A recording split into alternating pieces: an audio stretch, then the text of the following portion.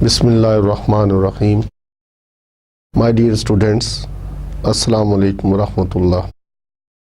मैं हूं डॉक्टर मसूद अनवर, आपके साथ बिजनेस मैथ और स्टैटिस्टिक्स के लेक्चर नंबर 19 में। अजीज़ तलबा, जैसा कि मैंने प्रीवियस लेक्चर में बात की थी, इस लेक्चर में हम hypothesis testing when the sample size is small उसके बारे में बात करेंगे। ठीक है। So far we have discussed about the hypothesis testing when n is greater than 30। ठीक है। तो जब n जो था वो sample size that was greater than 30। आज हम बात करेंगे अगर सैंपल साइज लेस देन 30 हो तो और पॉपुलेशन स्टैंडर्ड डेविएशन अननोन हो तो फिर हम क्या करते हैं। ठीक है। अजीज तलबा, सबसे पहले जो चीज़ आपको ज़हन नशीन करनी है कि जब भी हम सैंपल ड्रा करते हैं तो ये सैंपल हम इसके साथ बताते हैं, इसके कुछ अजम्पशंस भी साथ होती हैं कि the sample is drawn randomly from a normal population or the sample of size greater than 30 suppose is drawn from any population। ठीक है। तो जब सैंपल साइज छोटा हो और पॉपुलेशन स्टैंडर्ड डिवीजन अननोन हो तो फिर जो स्टैटिस्टिक डेवलप होती है, जो हम टेस्ट स्टैटिस्टिक्स बनाते हैं, तो ये नॉर्मल को फॉलो नहीं करती। It follows some other distribution, और जिसको हम कहते हैं स्टूडेंट्स टी डिस्ट्रीब्यूशन। ठीक है। जब n जो है सैंपल साइज लेस देन 30 हो और सिग्मा यानी पॉपुलेशन स्टैंडर्ड डिवीजन अननोन हो तो वो use student's t distribution. Basically William Gosset ने 1905 में कुछ रिसर्च पेपर जो लिखे और पब्लिश करवाए तो वो उसको अपनी कंपनी इस बात की इजाज़त नहीं देती थी कि वो अपने नाम से पेपर पब्लिश कर सके। ठीक है। तो उसने स्टूडेंट्स के नाम से ये पेपर पब्लिश किए और इसीलिए इस डिस्ट्रीब्यूशन का नाम जो है वो स्टूडेंट्स डिस्ट्रीब्यूशन पड़ा, स्टूडेंट्स डिस्ट्रीब्यूशन, जिसको हम कहते हैं स्टूडेंट्स टी डिस्ट्रीब्यूशन। इसको टी टेस्ट भी लोग कहते हैं, तो टी टेस्ट, जी टेस्ट, जैसे हमने जी टेस्ट पढ़े। ठीक है। तो टी टेस्ट को यूज़ करने के लिए या स्टूडेंट्स टी डिस्ट्रीब्यूशन के लिए हमें दो अजम्पशंस हैं हमारे पास। पहली अजम्पशन क्या है, the sample should be randomly selected, और दूसरी क्या है, फ्रॉम आ नॉर्मल पॉपुलेशन। ठीक है। अगर पॉपुलेशन नॉर्मल ना हो तो ये टेस्ट जो हमारे हैं, जो हम पैरामीट्रिक टेस्ट पढ़ रहे हैं, फिर वो नॉन पैरामीट्रिक की तरफ चली जाएगी। ठीक है। तो जो testing of hypothesis parametric testing है ना, किस तरफ चली जाएगी, नॉन पैरामीट्रिक टेस्टिंग की तरफ हम चले जाएंगे। तो वो हमारा बाद में टॉपिक है जिसके ऊपर हम कुछ बात करेंगे। इतनी डिटेल में तो नहीं जाएंगे, लेकिन आपको नॉन पैरामीट्रिक का कंसेप्ट देंगे। तो आज हमने जो बात करनी है कि हम we want to test the hypothesis, सबसे पहले नंबर पर जो है दैट इज़, अच्छा इससे पहले हम अगर चाहें तो ये भी कर सकते हैं कि हम स्टूडेंट्स जो टी डिस्ट्रीब्यूशन की कुछ प्रॉपर्टीज़ हैं उसको ज़रा डिस्कस कर लें। ठीक है। Properties of T distribution. तो ये आप बुक में इसका पेज नंबर में आपको बता देता हूँ, आप उस पर आ जाएं जी। 10.10.1 पेज नंबर 353, 10.10.1 पेज 353।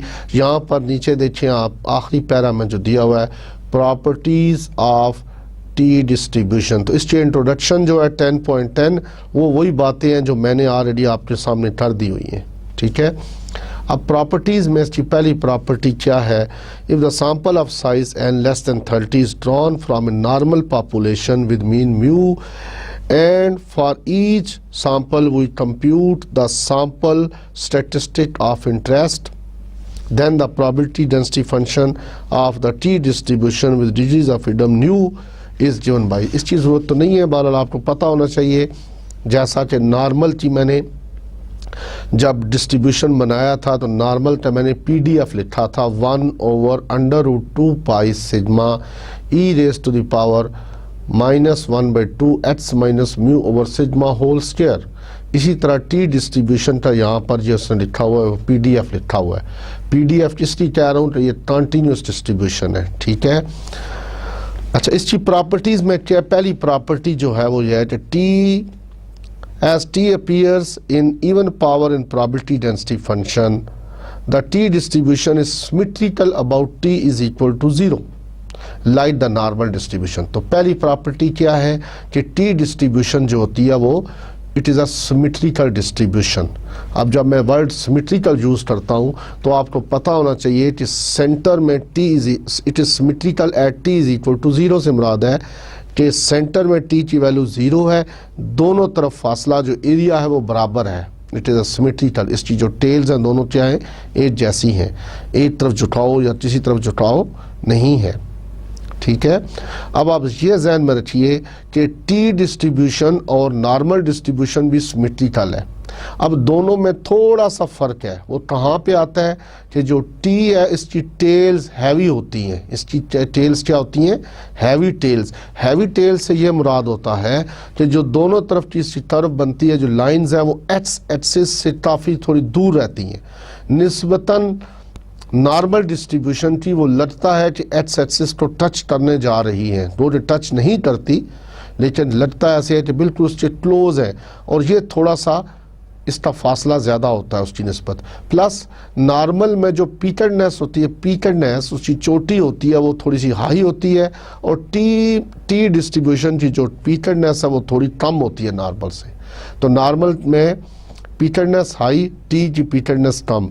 नॉर्मल की जो टेल्स है वो इतनी हैवी नहीं होती, लेकिन T डिस्ट्रीब्यूशन के अंदर टेल्स क्या होती है, हैवी टेल्स होती है, ठीक है। जब मैं हैवी कहता हूँ उससे आप क्या मुराद लेंगे कि एक्स एक्सिस और जो साथ उसका जो कर्व का जो फासला है वो थोड़ा सा ज़्यादा होता है। तो पहली प्रॉपर्टी आपने पढ़ी कि T distribution is a symmetrical distribution about T is equal to 0। दूसरी है the shape of the T distribution depends upon n sample size. जितना सैंपल साइज बड़ा होता जाएगा as n increases the variability of T decreases. साफ बात है, जितना आप बढ़ाएंगे n उतनी वेरिएबिलिटी क्या होगी, कम होगी। In other words for large degrees of freedom. अब यहाँ पर एक वर्ड डिग्रीज ऑफ फ्रीडम आया है, इसको मैं आगे चल के एक्सप्लेन करता हूँ कि डिग्रीज ऑफ फ्रीडम से क्या मुराद है, ठीक है। The T distribution tends to a standard normal distribution, यानी जो आप n बढ़ाते जाएंगे, इंक्रीज करेंगे, तो T क्या हो जाएगी, नॉर्मल बन जाएगी।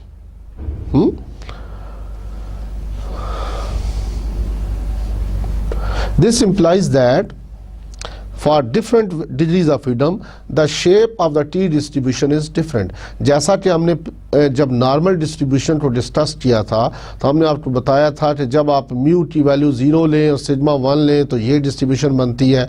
म्यू 0 ही रखें, सिग्मा आप बढ़ा दें तो फ्लैटनेस ज़्यादा होती जाएगी। जितना जितना सिग्मा आप बढ़ाते जा रहे थे फ्लैटनेस ज़्यादा होती जा रही थी।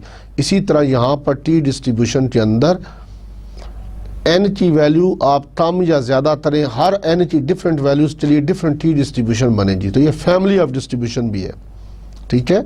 n की डिफरेंट वैल्यूज़ के लिए डिफरेंट डिस्ट्रीब्यूशन बनेगी। तो ये इसका पैरामीटर सिर्फ एक ही है, दैट इज n। समझ रहे हैं आप। अब इसकी थर्ड प्रॉपर्टी है the T distribution is less peaked than the normal distribution. ये मैं ऑलरेडी आपको एक्सप्लेन कर चुका हूँ कि इसकी शेप कैसी होती है। फोर्थ प्रॉपर्टी क्या है, the T distribution has a greater dispersion than the standard normal distribution. साफ सी बात है कि जब इसकी टेल्स हैवी होंगी, फ्लैटनेस उसमें ज़्यादा होगी, तो उसमें डिस्पर्शन उतनी ज़्यादा, जितनी टेल्स कम होती जाती हैं उतनी ही डिस्पर्शन कम होती जाती है। और with heavier tails, that is the T curve does not approach X axis as quickly as Z does. तो जितनी जल्दी X axis को अप्रोच करती हैं Z टेस्ट में या Z में स्टैंडर्ड नॉर्मल में, उतनी जल्दी T में नहीं करती. और variance of a T distribution is equal to nu over nu minus 2. What is nu? ये NU न्यू, इसको हम लिखते हैं. और मैं अभी इसको मैं जब ऑब्जेक्ट चल के अभी हल करता हूँ ये चीज़ें, डिफरेंट डिग्रीज ऑफ फ्रीडम की बात करूँगा तो वहाँ पर इसको एक्सप्लेन करूँगा कि व्हाट इज़ न्यू, न्यू से क्या मुराद है. ठीक है. और इसमें नंबर 4 के बाद नंबर 5 प्रॉपर्टी है, the value of y attains its maximum value at t is equal to 0. ठीक है. तो ये जो डिस्ट्रीब्यूशन है ना, मैक्सिमम वैल्यू तब गेन करती है at t is equal to 0. जैसा आपने नॉर्मल डिस्ट्रीब्यूशन में पढ़ा था कि नॉर्मल डिस्ट्रीब्यूशन मैक्सिमम तब गेन करती है at z is equal to 0. तो सेंटर में देखिए म्यू होता है और जहाँ पे इसी जगह पर standardise variable z is equal to 0 होता है. तो उस पॉइंट के ऊपर नॉर्मल मैक्सिमम वैल्यू गेन करती है. इसी तरह t डिस्ट्रीब्यूशन में at t is equal to 0 the curve gains its maximum value. इसका मतलब क्या हुआ कि इसका भी mean median mode coincides at t is equal to 0. तो ये इसकी प्रॉपर्टी है. इसका मीन मीडियन मोड एक ही पॉइंट पर लाई करता है at t is equal to 0.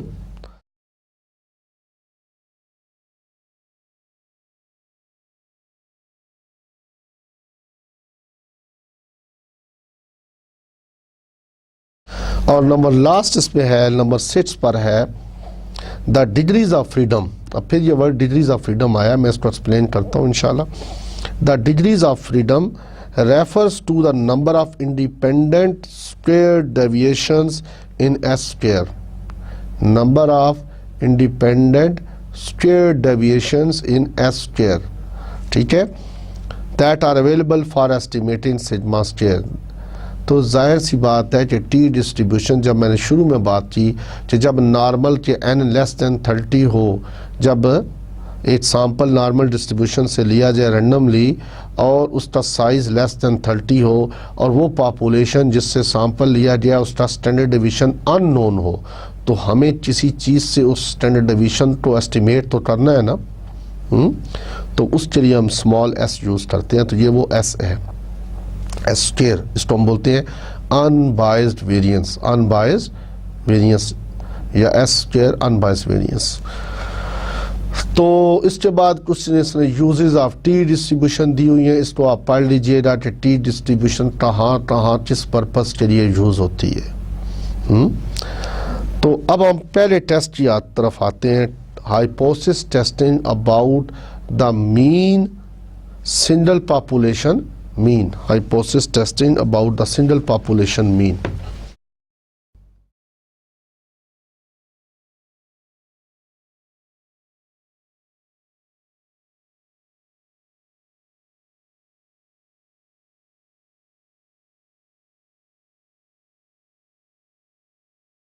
Hypothesis testing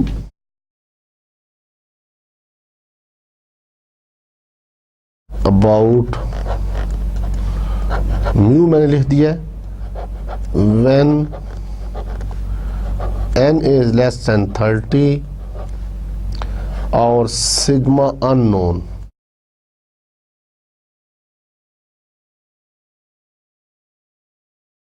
ठीक है जी. तो अब आप जब भी क्वेश्चन सॉल्व करोगे, जब आपको कुछ एप्लीकेशन सॉल्व करनी पड़ेगी, तो आपको ये इन्फॉर्मेशन वहाँ पे देखनी पड़ेगी.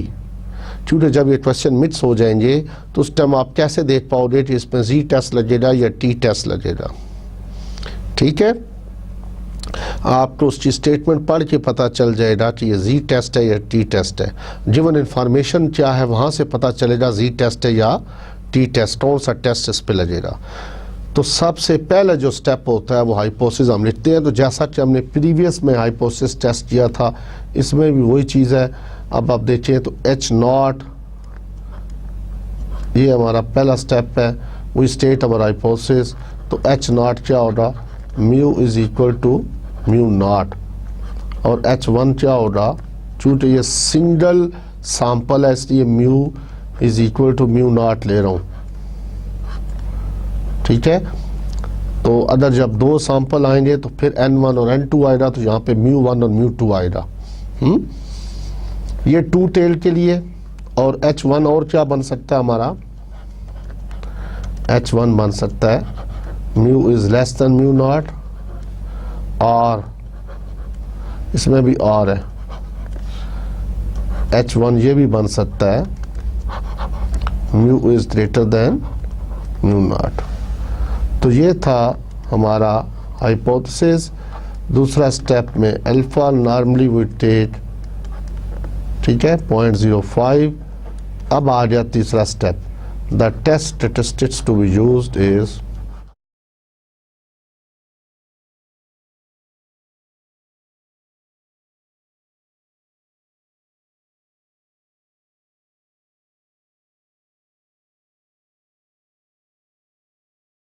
जी। अब हम टी टेस्ट लगाएंगे, इसलिए टी लगाएंगे तो वी नो दैट कि n इज लेस देन 30 है और सिग्मा अननोन है, तो जिसके इक्वल है x bar minus mu over small s over under root n, which follows Student's t distribution.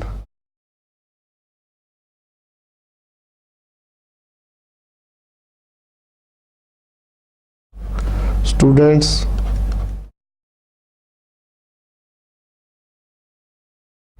T distribution with n minus 1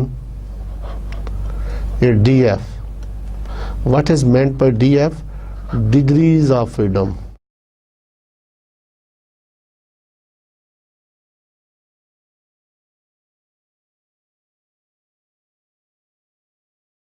ठीक है, DF से मुराद क्या है? तो ये अजीज तलबा ज़हन में रखिए, टी डिस्ट्रीब्यूशन के अंदर एक ही पैरामीटर होता है, जैसे कि नॉर्मल बाइनोमियल के अंदर n और p दो पैरामीटर होते हैं, नॉर्मल के अंदर म्यू और सिग्मा दो पैरामीटर हैं। इसी तरह टी डिस्ट्रीब्यूशन में जो पैरामीटर है that is degrees of freedom, that is degrees of freedom. अच्छा, इसको हम न्यू भी लिख देते हैं, क्या क्या देते हैं, वी डिनोट इट, ठीक है, ये इसको पढ़ते हैं nu is equal to n minus 1, ठीक है, वी डिनोट इट, इसको क्या कहते हैं, न्यू, एन यू, न्यू। जैसे इसको मैंने म्यू पढ़ा ना ऊपर, जो आप H नॉट में इसको म्यू पढ़ते हैं, एम यू म्यू, और इसको पढ़ते हैं न्यू, ठीक है, एन यू न्यू। तो nu is equal to n minus 1, ठीक है। अजीज तलबा यहाँ पे मैं ये बताता चलूँ कि ये मैं स्टेप्स लिख रहा हूँ, और इसी के अंदर मैं फिर नेक्स्ट एक अलग स्लाइड के ऊपर आपको बताऊंगा कि ये डिग्रीज ऑफ फ्रीडम से मुराद क्या है, ठीक है। अब यहाँ पर आप लिख लें कि स्मॉल s की वैल्यू क्या है, small s, where small s is equal to summation hi minus h bar whole square divided by n minus 1 और इस सारे का अंडर रूट,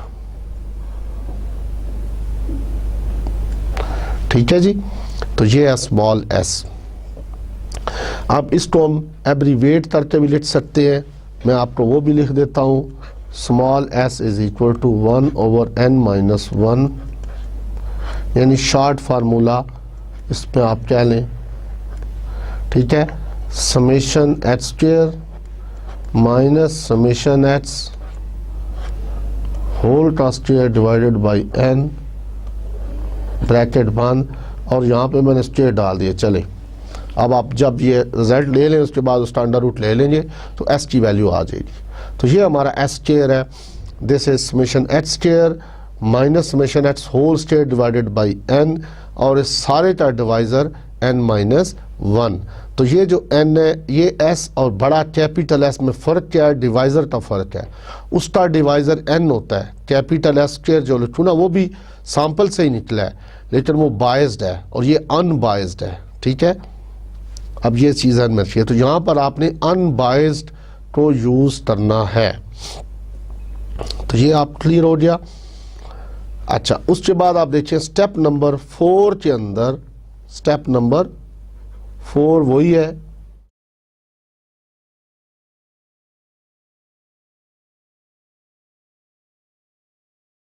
कंप्यूटेशन आ जाएगा। और स्टेप नंबर 5 में आपका 3D कंवर्जन। अब आप देखिए जब T distribution I,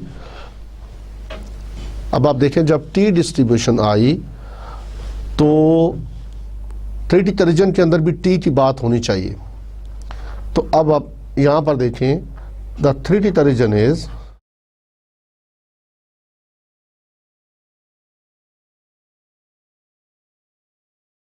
t is less than minus T alpha by 2 और साथ यहां पर ये इसके न्यू डिग्रीज ऑफ फ्रीडम आएगी। अब इसकी टेबल वैल्यू देखना आसान है, ठीक है। बनिस्बत नॉर्मल के अंदर आपको रिवर्स यूज ऑफ टेबल की जरूरत पड़ती है। अल्फा बाई 2 करके उसको देखते हो प्रोबेबिलिटीज के अंदर और उसके बाद जी की वैल्यू तलाश करते हो उस कॉलम के अंदर। तो यहाँ इसमें क्या होता है, इसमें आपको टेबल बना बनाया मिल जाएगा।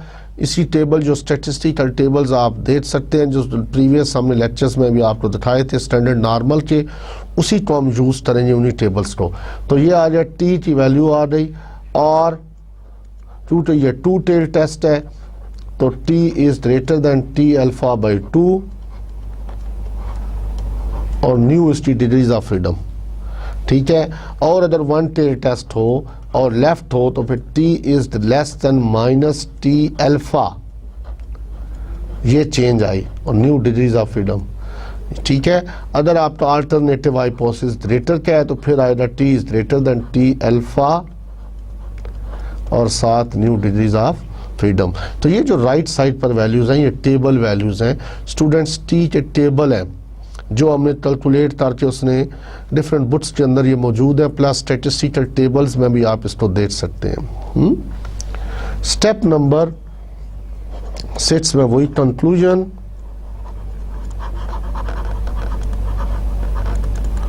ठीक है। इसमें आपने जैसे वो प्रोसीजर आपको ऑलरेडी पता है कि if the computed value of t lies in the acceptance region we accept H naught, otherwise we reject H naught, ठीक है। तो ये स्टेप नंबर 6 है, इसको देख लीजिएगा। अब मैं आपको डिग्रीज ऑफ फ्रीडम से उसके बारे में बात करता हूं, ठीक है। तो डिग्रीज ऑफ फ्रीडम क्या चीज़ है?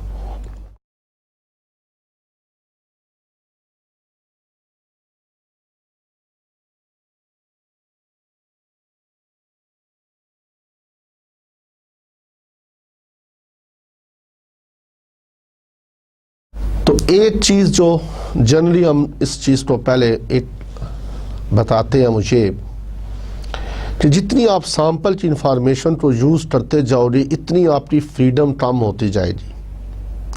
अब आप देखिए कि इस क्वेश्चन के अंदर या जो हम नॉर्मल की टेस्टिंग करेंगे mu is equal to mu naught, तो आपके पास पॉपुलेशन स्टैंडर्ड डेविएशन अननोन है, 8 पैरामीटर अननोन है।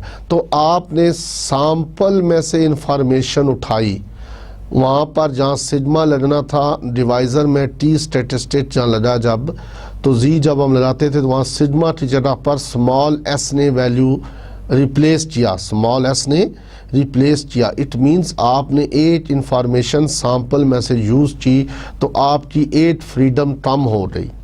इसीलिए आपके पास अगर सैंपल साइज n था तो अब आपके पास n-1 फ्रीडम्स रह गई, ठीक है। बात समझ में आई है? यानी आपने क्या चीज़ इसमें से लर्न की, वो ये कि जितनी आप इंफॉर्मेशन सैंपल की यूज़ करते जाओगे उतनी फ्रीडम कम होती जाएगी, ठीक है। बात समझ रहे हैं? आपके पास 10 फ्रीडम्स थी जब आपका सैंपल साइज 10 था। अगर आपने स्मॉल एस निकाला उस सैंपल साइज को यूज़ करके इन प्लेस ऑफ सिग्मा, क्योंकि हमारे पास पॉपुलेशन स्टैंडर्ड डेविएशन अननोन था तो हमें उसकी ज़रूरत पड़ी, तो हमने सैंपल के डाटा को यूज़ करके स्मॉल एस निकाला। अब हमें 8 इंफॉर्मेशन यूज़ की, अब हमारे पास 8 फ्रीडम कम हो गई, ठीक है। अब हमारे पास n-1 फ्रीडम्स है। एक चीज़ तो ये जहन में रखें। दूसरा मैं कंसेप्ट आपको देता हूँ। सपोज मेरे पास ये कुछ वैल्यूज़ हैं, 8 वैल्यू H1 है, H2 है, H3 है, H4 है, H5 है और इनका सम जो है वो 25 है। ये मुझे पता है कि सम क्या है, 25 है। यानी यहाँ पर अगर मैं देखूँ तो n की वैल्यू क्या है, 5 वैल्यूज़ हैं। कितनी क्या वैल्यू है जी, 5 और मेरे पास ये है कि कुछ वैल्यूज़ हैं उनका सम क्या है, 25 है। तो अज़ीज़ तलबा, I have n is equal to 5। तो यहाँ पर मेरे पास 4 डिग्रीज ऑफ फ्रीडम है, मेरे पास 4 फ्रीडम्स हैं। कैसे कि मैं कोई सी 4 वैल्यूज़ अपनी मर्ज़ी से ले सकता हूँ, लेकिन 5वीं वैल्यू मैं अपनी मर्ज़ी से नहीं ले सकूँगा। ठीक है, यहाँ पर n की वैल्यू क्या थी, 5। I have n-1 4 degrees of freedom. क्यों कि ये जो मैंने वैल्यू, सपोज मैं ये वैल्यू लेता हूँ 5, ये वैल्यू मैं लेता हूँ 10 और ये वैल्यू मैं अपनी मर्ज़ी से ले लेता हूँ 20 और H4 तो मैं ले लेता हूँ फिर 10। ठीक है, मैंने अपनी मर्ज़ी से लिया, 4 वैल्यूज़ मेरे पास फ्रीडम थी, डिग्रीज ऑफ फ्रीडम थी मेरे पास। 5 + 10 15, ठीक है, 15 और 35 और 10 ऐड करेंगे तो क्या बन जाएगा, 45। अब ये वैल्यू मुझे क्या लेनी पड़ेगी कि 25 आ जाए जी, -20 क्या लेनी पड़ेगी, -20 के टोटल जो है वो सेम रहे, टोटल क्या रहे, सेम रहे।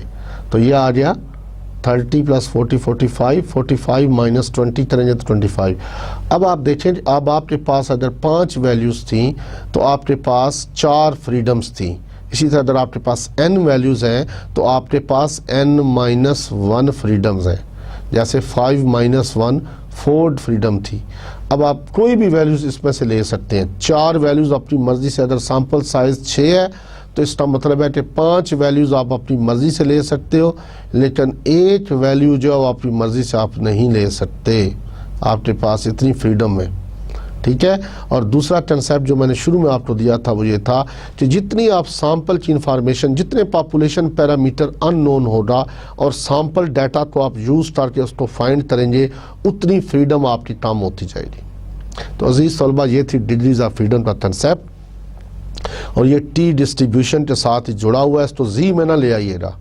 ठीक है, अक्सर मैंने देखा है विद माई एक्सपीरियंस कि जब स्टूडेंट्स पहला टेस्ट पढ़ाओ, जी टेस्ट पढ़ाओ तो बड़े खुशी से उसको कर लेते हैं और उसमें सिग्मा की वैल्यू पुट कर देते हैं, और उसके बाद जब टी टेस्ट पढ़ते हैं आप दोनों में मिक्स क्या कर देते हो कि टेस्ट स्टेटिस्टिक में जी लिखा होता है, ठीक है, और 3D रीजन के अंदर टी लिखा होता है, और बाज़ दफ़ा टेस्ट स्टेटिस्टिक जो कर रहे हो वो टी कर रहे हो, टी टेस्ट लगा हुआ है और 3D रीजन जी का लिखा हुआ है। तो इस चीज़ को ज़रा सामने रख लीजिएगा। ये आपको प्रैक्टिस के साथ आएगा कि आपको पता होना चाहिए कि मैं टेस्ट कौन सा लगा रहा हूँ और क्यों लगा रहा हूँ। ठीक है, और उसके बाद जो 3D रीजन है वो क्यों बना रहा हूँ ऐसे, 1 टेल है तो क्या होना चाहिए, 2 टेल है तो क्या होना चाहिए। तो अजीज़ तलबा, ये डिग्रीज ऑफ फ्रीडम का कंसेप्ट था जो मैंने आपको दिया। अब हम एक्सरसाइज में से क्वेश्चन सॉल्व करते हैं और देखते हैं कि इसमें क्या कुछ आ रहा है नेक्स्ट जी। तो क्वेश्चन है 10.23, मैं पढ़ देता हूं।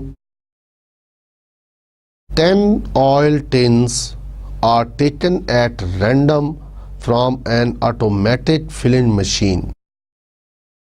The mean weight of tin is 15.58 kg and the standard deviation is 0.50 kg. Does the sample mean differ significantly from the intended weight of 16 kg? ठीक है, तो क्वेश्चन ये है 10 oil tins are taken at random from an automatic filling machine. तो automatic filling machine है जो fill करती है, उसमें से 10 जो है टिन्स को उठाया गया है, तो सैंपल स्मॉल n क्या हुआ 10। तो अजीज़ तलबा, जब इस तरह क्वेश्चन आए आपको टेस्टिंग ऑफ हाइपोथेसिस से रिलेटेड, तो जो इन्फॉर्मेशन आपको गिवन है वो आप लिख लीजिए। से पिक्चर डाटा की हमारे सामने आ जाएगी कि हमें करना क्या होगा, हमें इन्फॉर्मेशन क्या दी हुई है, कौन सा टेस्ट लगाना होगा, टेस्ट स्टेटिस्टिक्स कैसे बनेगी, और क्रिटिकल रीजन और इस तरह की बातें, और आइडिया हो जाएगा, आपको हाइपोथेसिस बना ले। तो अब आप देखें कि ये कहता है कि 10 oil tins are taken at random, ठीक है। The mean weight of the tin is 15.8 kg। इसका मतलब है 10 की बात हुई है सैंपल की, और आगे मीन वेट आया, तो इसका मतलब ये सैंपल मीन है। अब आपको इन्फॉर्मेशन क्या गिवन है, तो आपको इन्फॉर्मेशन गिवन है दैट इज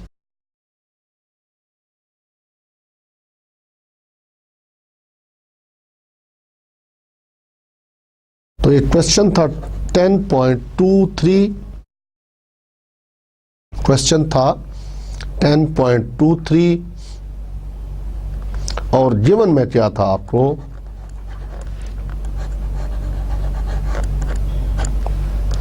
कि n इज इक्वल टू 10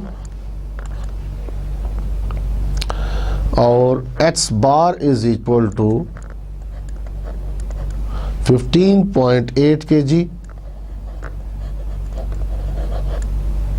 ठीक है। और उसके बाद उसने कहा था and the standard division is 0.50, तो small s is equal to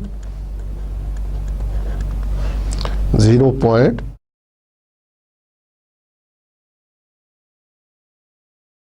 Small s is equal to 0.50. Does the sample mean differ significantly from the intended weight of 16 kg? तो कहता है कि बताओ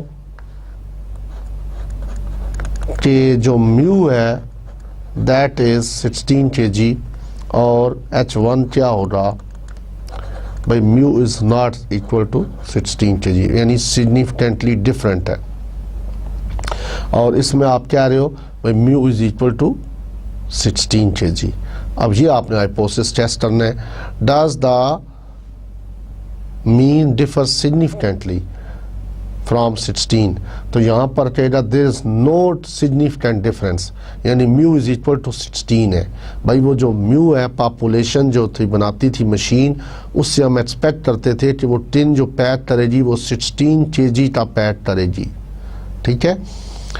और H1 में हम कह रहे नहीं भाई वो 16 kg का नहीं है, इसका मतलब है कि या वो ज़्यादा भी कर सकती है और कम भी कर सकती है, तो ये 2 टेल टेस्ट है। तो ये इसका पहला स्टेप था। अब आप देखिए दूसरे स्टेप में अल्फ़ा आपको नोन है या नहीं नोन। सपोज मैं अल्फ़ा ले लेता हूँ यहाँ पर 0.0501।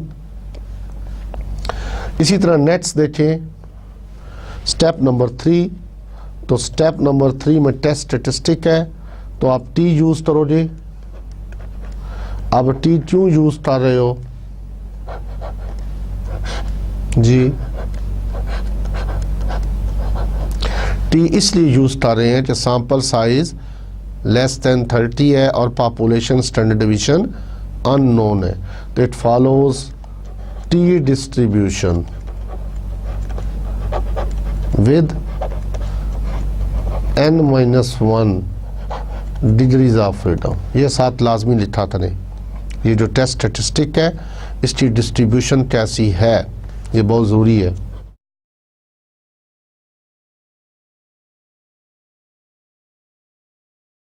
तो स्टेप नंबर 4 में कंप्यूटेशन है, तो टी की वैल्यू अब देखें, एक्स बार क्या था, that was 15.8 minus 16 divided by 0.5 and divided by 10, और इसकी वैल्यू क्या आई, इसकी वैल्यू आई दैट वाज -1.25, ठीक है जी।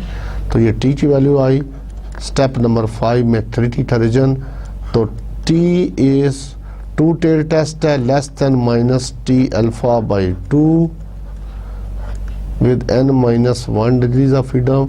ये मैं जनरल केस लिख रहा हूँ पहले, T is greater then T alpha by 2 with n-1 degrees of freedom. ये आए। अब आप इसको हल करके देखें क्या वैल्यू आती है टी और अल्फ़ा अगर ये हो तो टेबल वैल्यू देखने का तरीका क्या है, टी अल्फ़ा बाई 2 यानी क्रिटिकल वैल्यू, तो विद 9 डिग्रीज ऑफ फ्रीडम पर अल्फ़ा बाई 2 करें। सपोज मैंने अल्फ़ा यहाँ पे लिया हुआ है 5%, मैंने इसको सपोज 5% लिया हुआ है, यानी इसको मैं 5 कर देता हूँ, तो ये आ जाएगा यहाँ पर 0.025 और n-1 न्यू यानी कि वैल्यू क्या है 10 है तो 9 आ जाए। इसी तरह t is greater then t 0.025 और 7 आ गई 9 डिग्री ऑफ फ्रीडम। अब आप टेबल में जाकर, ठीक है, टेबल में जाकर लेफ्ट साइड पे जो कॉलम है मैं आपको दिखा देता हूँ इस टेबल को, इसमें से आपने इसको यूज़ करना है, मैं दिखा देता हूँ, आप इसको यूज़ कीजिएगा। तो ये हमारे पास टेबल है जिसको हम यूज़ करेंगे, आप इसको देख लें अपनी स्क्रीन के ऊपर, टी डिस्ट्रीब्यूशन का टेबल। तो इसमें आप देखेंगे 9 डिग्रीज ऑफ फ्रीडम, तो लेफ्ट साइड पे इसके जो है वो डिग्रीज ऑफ फ्रीडम आ रही हैं, आप इसमें 9 पे देखें और इसके जो रो है ऊपर देखें 0.025, तो इसमें जो वैल्यू आ रही है दैट इज 2.262।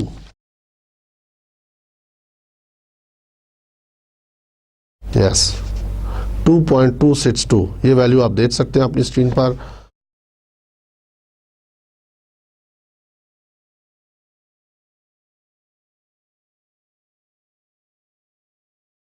इस टेबल को देखने के बाद ये वैल्यू मैं यहाँ पे लिख रहा हूँ -2.262 R T is greater then 2.262, ठीक है, ठीक है जी। तो ये वैल्यूज़ हैं, हमारा रीजन है, इसके अंदर जो वैल्यू आएगी एक्सेप्ट होगा, इससे बाहर चली जाएगी तो रिजेक्ट हो जाएगा। अब आप बताएं कि -1.25 इस रेंज में आ रही है या नहीं। अगर आपको इसकी ना समझ आए तो आप इसको प्लॉट कर लिया करो, आसान इसका तरीका यही है, प्लॉट करके देख लिया करो। और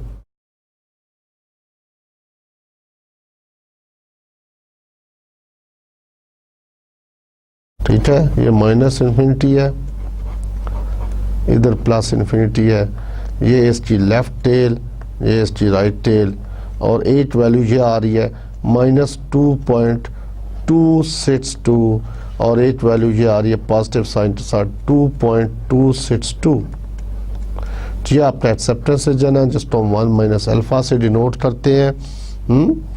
और ये अल्फ़ा जो है 0.025 है, यानी कि दिस इज ये जो एरिया है इसको हम कहते हैं अल्फ़ा बाई 2, तो इसकी वैल्यू क्या है 0.025।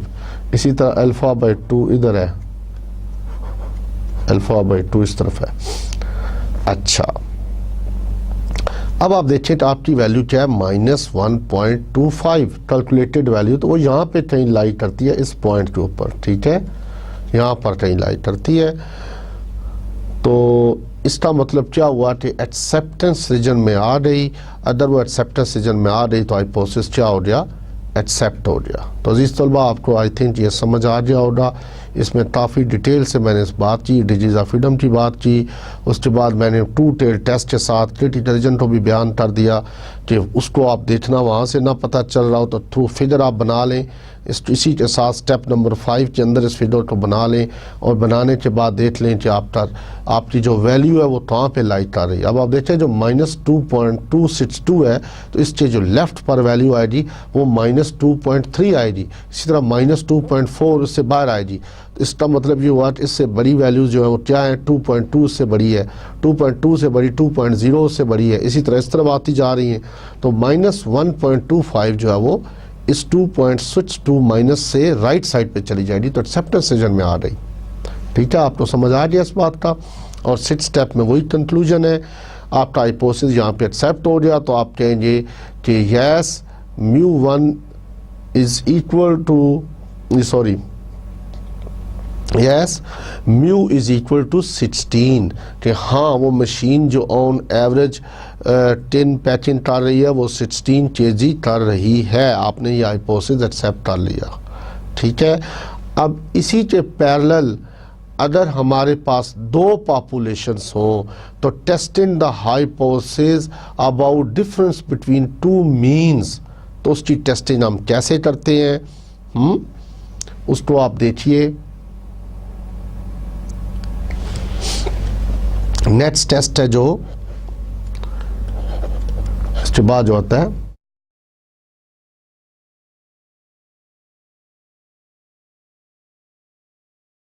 हाइपोथेसिस टेस्टिंग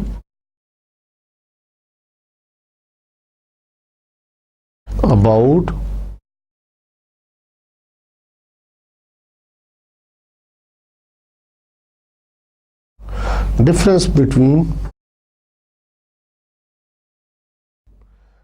difference between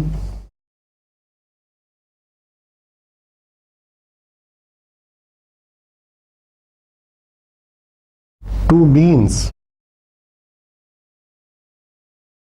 और साथ ये बता दें स्मॉल सैंपल्स हैं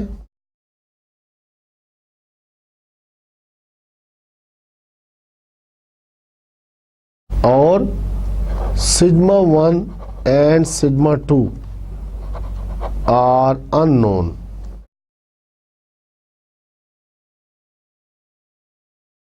ठीक है, तो ये कंडीशंस हैं इसके लिए। अब हम देखिए हमारे पास दो पॉपुलेशन है, हमने नॉर्मली डिस्ट्रीब्यूटेड है।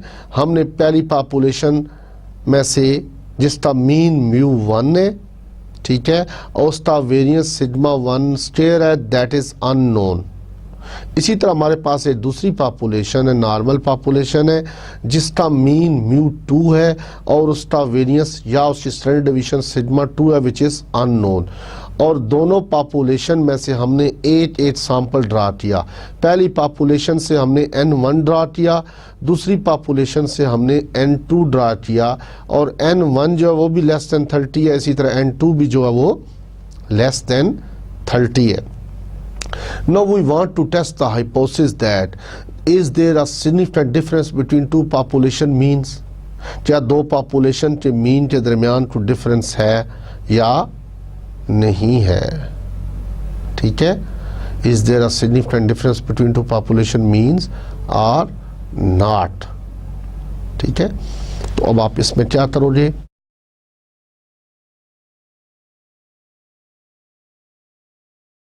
तो सबसे पहले जो आपने स्टेप लिखना है वो यही है, H0 में μ1 इज इक्वल टू μ2। आप ये भी कह सकते थे μ1 माइनस μ2 इज इक्वल टू 0। तो H1 क्या हुआ, μ1 इज नॉट इक्वल टू μ2, और अल्टरनेटिव और भी बन सकते हैं, μ1 इज लेस देन μ2, और ये भी बन सकता है μ1 इज ग्रेटर देन μ2। कोई एक हाइपोथेसिस में से बन सकता है, या ये या लेफ्ट टेल या राइट टेल या टू टेल। ठीक है, इसी तरह स्टेप नंबर 2 आपको पता है कि alpha normally we take this, yes the test statistics to be used is, अब हम इसको टी यूज कर रहे हैं, and that is x⁻1 minus x⁻2 और माइनस μ1 माइनस μ2, और यहाँ पर क्या आ जाएगा जी,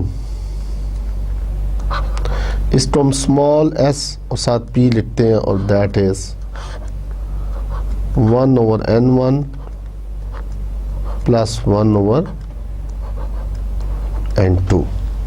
अब अजीज तलबा मैं इसको लिख देता हूँ, उसके बाद इसको एक्सप्लेन करता हूँ आपके सामने कि SP is equal to N1 minus 1, ये पूल्ड एस्टिमेट इसको हम कहते हैं, S² plus N2 minus 1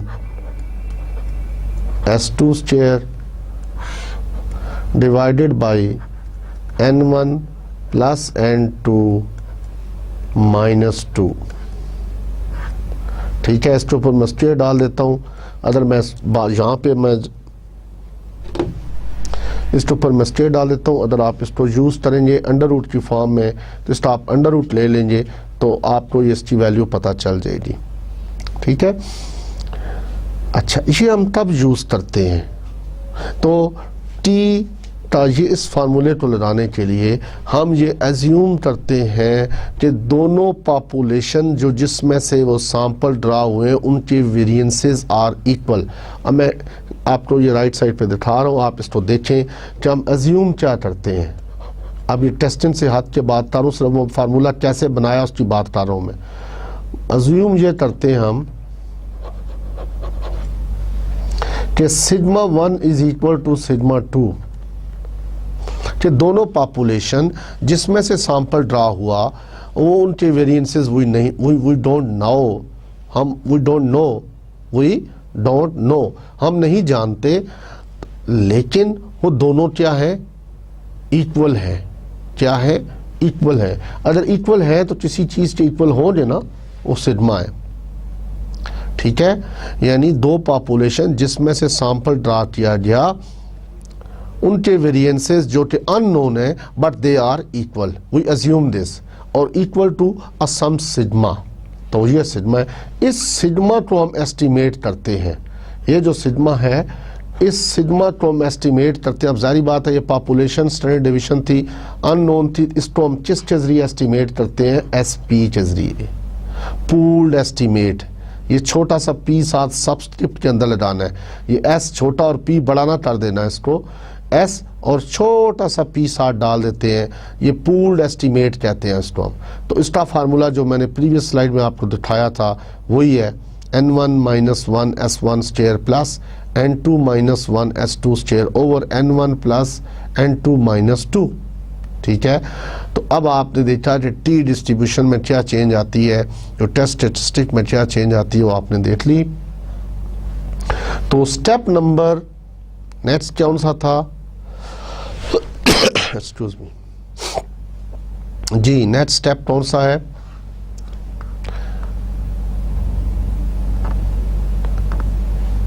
computation.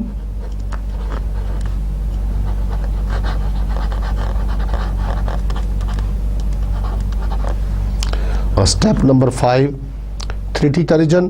तो 3T कंपैरिजन ऑलमोस्ट वही है, t is less then minus T alpha by 2 with, अब यहाँ पर डिग्रीज ऑफ फ्रीडम चेंज हो जाएगी। ठीक है, तो इसके डिवाइजर एस पी का जो डिवाइजर है वही इसकी डिग्रीज ऑफ फ्रीडम है, with n1 plus n2 minus 2, ये डिग्रीज ऑफ फ्रीडम है। और t is greater then t alpha by 2 with n1 plus n2 minus 2 degrees of freedom. ठीक है, इस चीज़ को ध्यान में रखिएगा। टू टेल के केस में जब सिंगल सैंपल होगा तो n माइनस 1, जब 2 है तो n1 minus 1 plus n2 minus 1, तो वो मिलकर क्या बन जाएगा? n1 plus n2 minus 2। जी समझ आ गया इस चीज़ को। इसी तरह वन टेल के लिए क्या चेंज आएगी? t is less then minus T alpha, और साथ इसकी degrees of freedom n1 plus n2 minus 2। और अगर राइट टेल बनती है तो t is greater then t alpha लिखकर n1 प्लस n2 माइनस 2। तो ये वन टेल के लिए दोनों।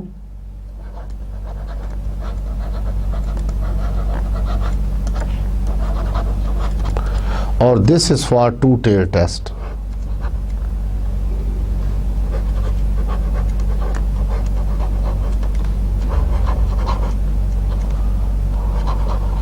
ठीक है, अगर आपका राइट टेल है तो ये वाला नीचे वाला यूज होगा, अगर आपकी लेफ्ट टेल बन रही है तो ये वाला यूज होगा। ठीक है, इसको आप देखें। स्टेप नंबर 6 में कंक्लूजन।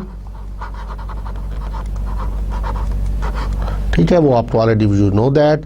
अब हम इससे रिलेटेड न्यूमेरिकल्स को सॉल्व करते हैं जिसमें हमें टी की ज़रूरत पड़े और डिफरेंस बिटवीन मीन्स की टेस्टिंग करनी हो। जी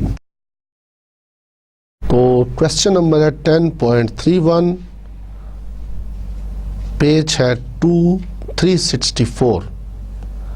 A random sample of 12 families in a one city showed an average monthly food expenditure of rupees 1380 with a standard deviation of 100, and a random sample of 15 families in another city showed an average monthly food expenditure of rupees 1320 with a standard deviation of rupees 120। तो अब आप ये information लिख लें अपने पास। कह रहा है रैंडम सैंपल ऑफ 12 फैमिलीज, इसका मतलब N1 12 है। On in one city showed an average monthly income क्या है 1380, तो X बार 1 क्या है 1380 with standard division of 100। It means आपके पास S1 जो दिया हुआ है standard division S1 that is 100, and a random sample of 15 families in another family city showed an average monthly food expenditure of 1320। ठीक है, अब N2 जो 15 है और X बार 2 जो है that is 1320 with a standard deviation of 120, तो S2 जो है that is 120। Test whether the difference between two means is significant. Test whether the difference between two means is significant at alpha is equal to 0.01 level of significance। तो ये था question. अब इसको मैं solve करता हूँ आपके सामने। दैट क्वेश्चन ने 10.31। ठीक है, तो सबसे पहले आप लिख लें आपको इंफॉर्मेशन क्या दी हुई है। तो गिवन दैट में क्या है N1 क्या है that is what is N1 जी 12, और X बार 1 क्या है 13 दैट इज 1380। इसी तरह आपके पास S1 क्या है 100, N2 is 15, X bar 2 is 1320 and S2 is 120। ठीक है, इस इंफॉर्मेशन से भी आपको कुछ आइडिया हो जाएगा। तो पहला स्टेप क्या है, कहता है कि test the hypothesis is there a significant difference और नॉट। तो H1 में क्या आ गया कि μ1 is not equal to μ2, it means there is a significant difference. और यहाँ पर क्या आ रहा है there is no significant difference. इससे मुराद क्या होगी देयर इज नो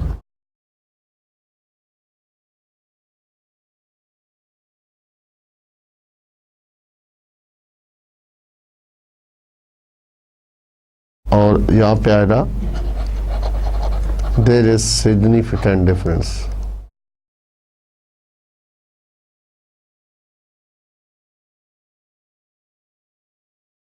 ठीक है, स्टेप नंबर 2 में अल्फा दिया हुआ है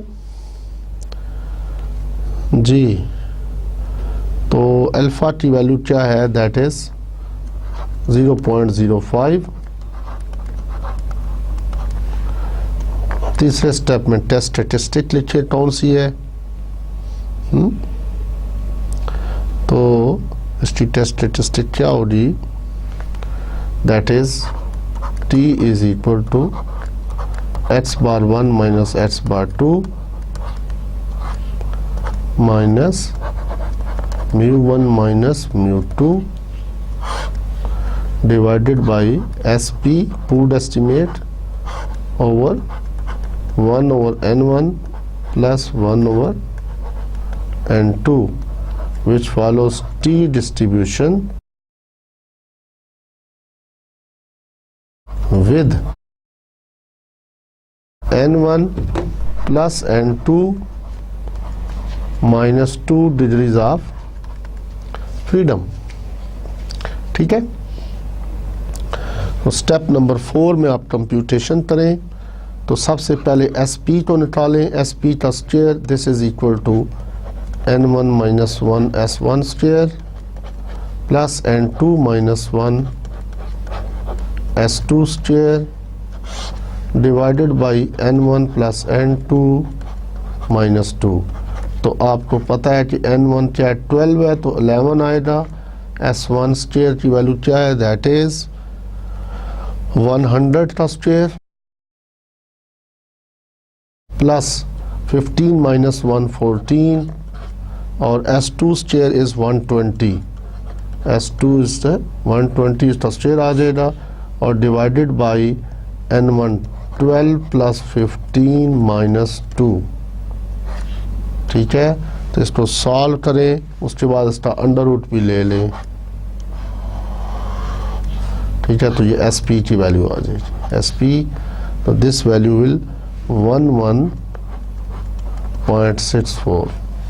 ठीक है, अब आप इसको यूज करें T के अंदर। तो x बार 1 की वैल्यू क्या थी, that was x bar 1 1380 minus x bar 2 1320 जी, और minus μ1 minus μ2 is equal to 0। ठीक है, और SP यहाँ पर आ जाएगा 111.64 और 1/12 प्लस 1/15। इसको आप सिंप्लीफाई करें तो इसमें 60 डिवाइडेड बाय दीज थिंग्स होने के बाद 1.39 वैल्यू आ रही है। ठीक है, तो ये था स्टेप नंबर 4। आप स्टेप नंबर 5 में देखिए क्या है, डिटर्जन है T is less then minus T alpha by 2 with n1 plus n2 minus 2 or T is greater than T alpha by 2 with n1 plus n2 minus 2। तो इसको हल करें तो क्या वैल्यू आती है, -T 0.025 n1 प्लस n2। तो ये क्या बना 27 - 2 तो 25 इस पे वैल्यू देखें और T is greater then T 0.025 और 25। तो ये टेबल वैल्यू देखें तो T is less then -T की वैल्यू क्या आती है, दैट इज बेसिकली 2.485 और T is greater then 2.485। Step number 6 conclusion, ये आप लिख सकते हैं। ठीक है, तो ये था टेस्ट जिसमें हमने बात की फॉर इंडिपेंडेंट सैंपल्स और इसको कैसे सॉल्व किया जाता है। ठीक है, तो अजीज तलबा आज के लेक्चर में आपने देखा कि हमने testing of hypothesis for small samples sizes को डिस्कस किया, when population standard division is unknown और सैंपल साइजेस आर स्मॉल। हमने सिंगल पॉपुलेशन को डिस्कस किया, उसके बाद स्टूडेंट्स की डिस्ट्रीब्यूशन की बात की, उसके बाद difference between two population means की बात की। ठीक है, उम्मीद है तो आपको समझ आया होगा। तो इसके साथ ही मैं आपसे इजाज़त चाहूँगा। अल्लाह हाफिज़।